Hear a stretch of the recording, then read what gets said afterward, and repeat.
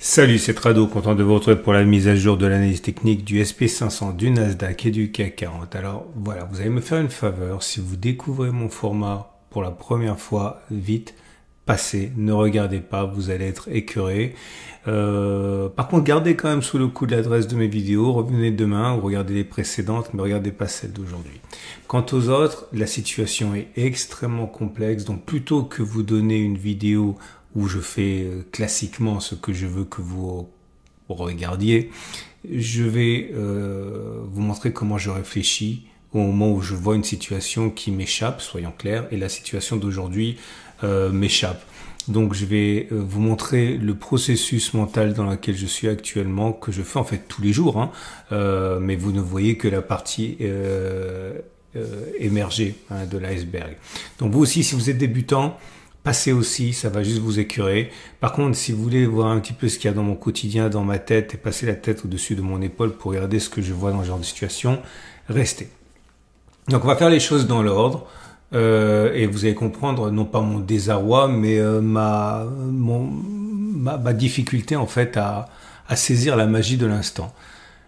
Le SP500 vient de prendre 1,5%, alors que on avait perdu sur la séance de vendredi, la dernière séance, 1,6% et qu'on a chuté depuis les plus hauts de 3,4%. La news était absolument catastrophique.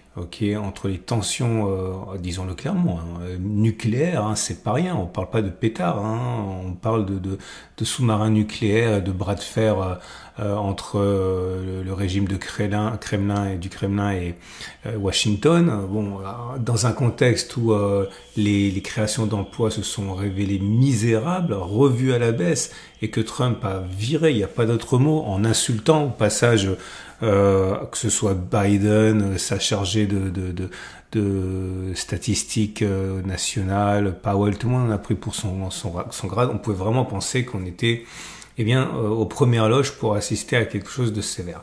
Et là, non, 1,5%. Donc, qu'est-ce qui s'est passé qui justifie ça? Qu'est-ce que je vous ai dit vendredi? Enfin, dimanche en vérité. J'ai dit, ok les gars, on est en zone d'alerte, ok, je vois les mots crash un petit peu partout.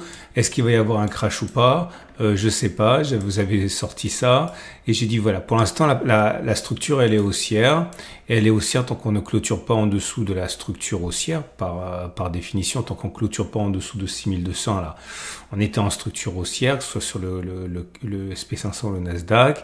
Si on devait casser ça, moi j'attendrais les cours ici ou en bas. Ok, regardez la vidéo, ça va être trop long.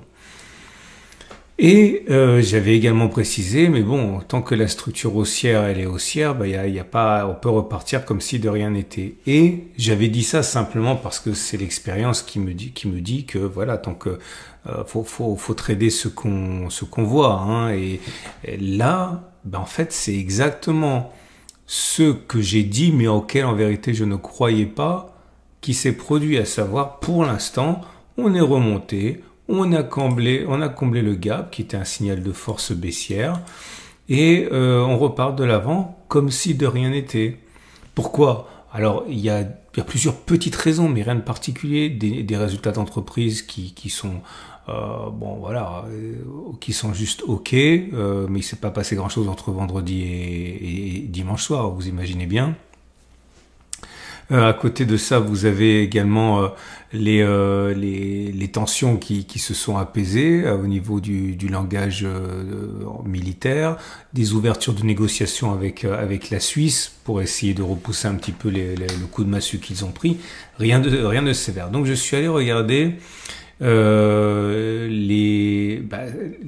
éléments du tour d'horizon Intermarché, ce que je fais régulièrement, que je vous en parle exceptionnellement. Mais là, il faut que je le fasse pour voir s'il y a des choses pas normales. Et là, le problème, et je vais vous le montrer, c'est qu'il n'y a rien de pas normal. Ou si vous préférez, il n'y a rien d'anormal. Ou si vous préférez encore, tout est normal. Ou encore, il n'y a rien qui me montre qu'il y aurait quelque chose, un loup, quoi. Ok, tout est carré. Je vous montre. On commence par la volatilité. Alors effectivement, normalement, la volatilité elle augmente, c'est normal, c'est le VIX. Bon, voilà, c'est la bougie là qui m'intéresse, pas celle de lundi, hein, celle de vendredi. Bon, le VIX a explosé à la hausse, ok, c'est normal. On a pris 22% sur la séance de vendredi et c'est redescendu sur la séance de lundi. Bon, c'est normal. On a eu peur et puis là, ça se calme. Une grosse baisse, 15% de baisse sur le VIX. Voilà, il y a vraiment de la détente. Les gens sont devenus tout détendus d'un coup, quoi. On est revenu en gros sur quasiment la séance de jeudi. Donc il y a véritablement une accalmie. L'or, on sait que l'or, lorsque ça panique sec, ça monte. L'or adore l'incertitude, il adore le chaos. Et sur la séance de vendredi, ok, on avait pris 2,2%, c'était normal. Et hier, donc, on a pris 0,4%, ça monte aussi. Mais alors ça, c'est pas forcément un signe de panique, parce qu'en fait, l'idée, c'est que beaucoup d'analystes se sont dit, ah bon, bah si l'économie elle est pourrie aux États-Unis, ils vont enfin baisser les taux. Powell va se retrouver obligé de baisser les taux. Trump va être super content. Les entreprises vont bénéficier de taux qui sont plus faibles. Bon, voilà, même si ça va mal, au pire, Powell baisse les taux et ça va monter. Et comme le gold aime bien quand les taux y baissent, parce que quand les taux y baissent, ça crée de l'inflation et l'or adore l'inflation. Bon, voilà, normal, j'ai envie de dire. Il y a pas de panique. Si ça avait été une panique, ça aurait été une autre séance comme celle de vendredi. Donc là, pas de loup. Le franc suisse, ok. Alors là, l'idée, c'est pareil. C'est cette bougie qui m'intéresse, la grosse rouge. C'est une valeur refuge, le franc suisse, encore plus que le dollar. Et quand ça panique, ok, le dollar baisse par rapport au franc suisse ou le franc suisse monte par rapport au dollar. C'est exactement ce qui s'est passé. Ok, le franc suisse est monté par rapport au dollar, le dollar a baissé par rapport au franc suisse, 1,23%. Bon, voilà. Alors ça peut être un coup de panique. Ça peut être aussi simplement dû au fait que les gens prévoient que les taux vont baisser, donc le dollar est moins demandé. On a moins envie d'investir en dollars si on est moins rémunéré avec un taux d'intérêt qui a baissé. Et là, pouf, ça remonte derrière, le franc suisse reprend de l'altitude. Donc c'est comme si on avait éteint l'incendie. C'est exactement la même chose pour le USD JPY. Le yen japonais a bénéficié, c'est exactement la même mécanique, hein. Le dollar a baissé par rapport au yen. Et là c'est un petit peu bizarre parce que la baisse a continué. Bon, il y a des raisons de politique monétaire, mais enfin bon, il y a pas de cohérence avec le franc suisse non plus. Bon, il y a rien à tirer de ça. Peut-être une petite alerte. Alors, très intéressant, le rendement du 10 ans américain. Le rendement du 10 ans américain, bon, si vous voulez, les taux ont baissé en prévision de la baisse des taux. Et quand les taux baissent, si vous voulez, le 10 ans américain monte. Donc le 10 ans américain monte parce que, on cherché de la sécurité.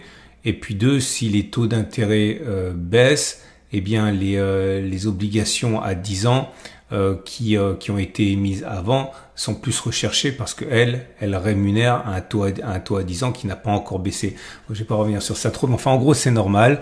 Et là ça continue à monter un petit peu, mais pas d'explosion de panique.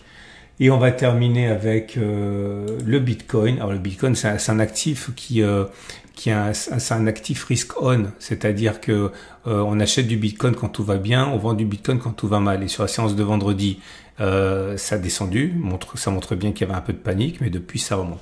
Qu'est-ce que je suis en train de vous dire? Alors avec ma casquette de petit analyste à mon niveau, et je sais pas ma spécialité, mais bon, tout semble reparti comme si de rien n'était. Et quintessence de cette confiance retrouvée, eh bien on rebondit sur la zone de support. Ici des 62, 70, 62, 00, on n'a pas cassé. Et on me demande souvent, Trado, pourquoi tu prends pas tes profits? Pourquoi tu prends pas tes profits de manière plus agressive, etc. Pourquoi tu attends que l'on casse? Bah, tout simplement parce que c'est un choix. Moi, je prends des profits partiels, comme ça, parce que ça fait du bien à la tête. Et puis après, je garde du résidu. Et je sortirai ma position complètement lorsque j'aurai la preuve que la tendance est cassée. Je sortirai ma position complètement lorsqu'on sera plus en tendance haussière. Et on sera plus en tendance haussière lorsqu'on aura cassé les 62, 70, 62, 00, c'est-à-dire, si vous préférez, lorsqu'on aura fait des creux ascendants mais des pics ascendants mais des creux descendants. Autrement dit, c'est plus une tendance haussière. Donc c'est pour ça que je suis toujours dedans. Ok, et puis bon, voilà comment on peut avoir raison, entre guillemets, en ayant tort, entre guillemets. C'est-à-dire que ma position, elle est là. Bon, on est quasiment revenu sur le niveau de mon TP3 d'ailleurs.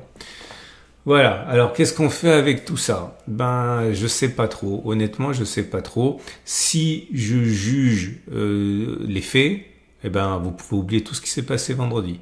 Ok, on est en tendance haussière. L'analyse intermarché globale montre qu'il n'y a pas de panique. On se sera fait avoir. Ah oui, et j'insiste, j'avais expliqué, et ça c'était dans les cotes de dimanche. Pour moi que vous regardiez ça, c'est très intéressant. J'avais dit, ouais, c'est bizarre, je comprends pas parce que ils ont autant la semaine d'avant, ils avaient sérieusement allégé les positions sur le SP500, etc. Mais là, sur la séance qui venait de s'écouler, sur la semaine qui venait de s'écouler, mais qui ne tenait pas compte du crash de vendredi, mini crash, en donné intraday, eh ben, les hedge funds ont augmenté leur position haussière et les asset managers, les gestionnaires de fonds, ont augmenté leur position haussière également sur le SP500. Et ce qui était vrai pour le SP500 était également vrai sur le Nasdaq. Ils ont augmenté leur exposition haussière sur les hedge funds, pour les hedge funds et pour les gestionnaires de fonds. Regardez la vidéo de dimanche. Tout ça pour dire quoi? Tout ça pour dire que tout semble finalement s'articuler dans un sens où on se dit, bon ben voilà, on s'est encore fait avoir, quoi. Les institutionnels ont acheté à bon compte, les mains fragiles ont vendu. Donc voilà, ça c'est si je regarde les faits. Et la seule chose qui pourrait me faire changer d'avis, eh bien c'est ce que je dis pour la 4e fois, c'est si on casse la structure. Pour l'instant, elle tient. Donc voilà. Maintenant, si j'en juge par mon expérience de voilà 15-20 ans à faire ça, je reste quand même assez méfiant. Ah oui, dernière chose que je voulais vous montrer, mais je vais passer très vite parce que sinon vous allez avoir plus de questions que de réponses. J'ai regardé ce qui se passe sur les futurs, le contrat futur en 15 minutes. Ok, non 1 heure, pardon. Et ça, c'est sur la séance de vendredi et de lundi. On voit que les grandes bougies, celles-ci, les gros volumes sur les futurs, ont été sur des bougies de hausse. Ça veut dire que il y a eu beaucoup de gens qui ont été très intéressés par les niveaux. Et même sur la séance de vendredi, celle qui a fait peur à tout le monde, les gros volumes, c'était sur des bottoms. Ok, donc voilà, ça n'a pas été perdu pour tout le monde, si vous me permettez l'expression. Hein, ça n'a pas été perdu pour tout le monde. Voilà, bon. Si vous voulez acheter, ok, désolé c'est long, hein, je sais, mais bon, ça je l'ai dit, hein, vous rentrez dans ma tête, c'est pas aussi simple que ce que je dis dans mes vidéos.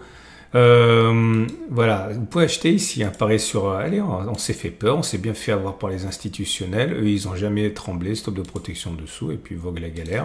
Ou vous dites, ouais attends, et c'est bon, on va pas la faire à l'envers non plus, ça va baisser, j'en suis sûr, je vais attendre que ça baisse, tant pis si je loupe le train, moi j'achète ici, pas avant, stop de protection dessous. Bon, voilà.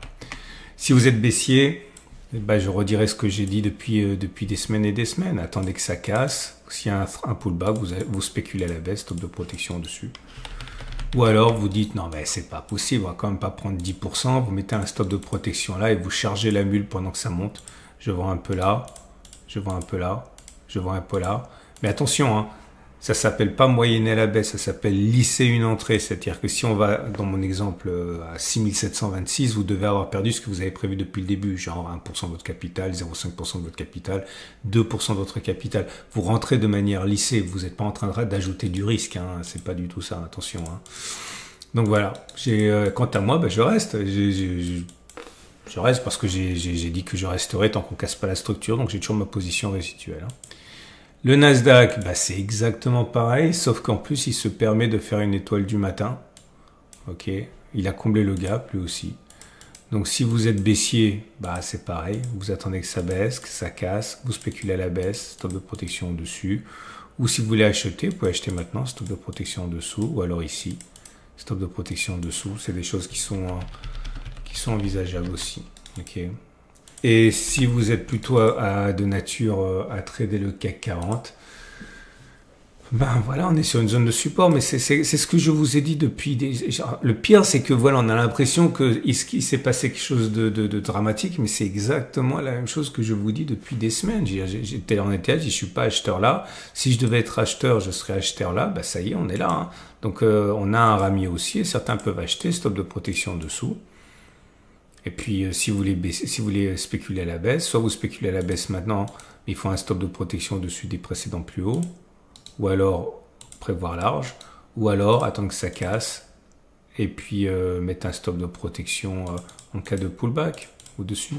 Bon, moi je vais pas le faire parce que je suis exposé au SP500, je vais pas prendre une double exposition aux indices, hein, parce que ça c'est pas comme ça que je fais. Mais en plus ça m'intéresse pas vraiment le CAC 40 dans cette configuration, puisque la configuration il n'y a pas de tendance, hein, donc je préfère trader le SP500 à la hausse. Par contre, si je devais spéculer à la baisse, je préfère spéculer à la baisse sur le CAC 40 parce qu'il est faible. Voilà, c'est terminé. Activité, retour à la normale demain. Je suis quand même assez intéressé par ceux qui sont restés là, à mon avis, à 30% de l'audience, mais mettez-moi en dessous si vous comprenez ce que je raconte, si c'est un peu trop compliqué, si vous aimez bien de temps en temps, etc. J'aimerais bien avoir une idée de la manière dont vous percevez ce genre d'analyse, on va dire, avec beaucoup plus de doutes que de certitude, mais qui vous montre voilà, un degré d'analyse qui est peut-être un petit peu différent de ce que je vous propose d'habitude. Mettez des commentaires. Merci. À demain pour la mise à jour et vous avez plein de vidéos qui vous attendent.